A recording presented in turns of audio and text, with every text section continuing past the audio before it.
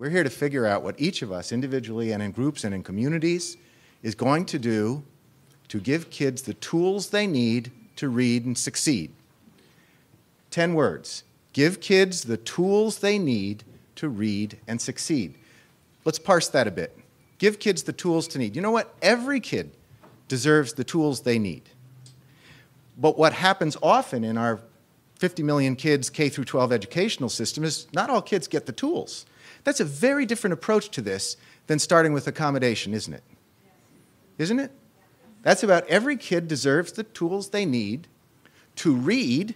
So the centrality of reading, I know, is not the only learning disability, but it is the one that is most significant in terms of frequency, duration, impact, things like that. So we know that reading's important. I'm a man of cliches. You know, you learn to read and then you read to learn. I know you've heard that a gazillion times, but that doesn't mean it's not true. So reading is very important. The campaign, as I said before, has this wonderful metric. Kids reading at grade level by the end of third grade. I believe that if that was the only thing our educational system and our educational policy tried to achieve, we would be getting somewhere. It's accountable, it's important, it includes the kids that we care the most about, it includes all kids. The tools they need to read and succeed. So another thing that I have learned from Suzanne is that we could achieve a lot if we started with high expectations. That most kids, and you all know this, can learn to read, can be taught to read. That's an expectation. Not, oh, I'm sorry it didn't work out. Here's the warehouse or study center, whatever you want to call it.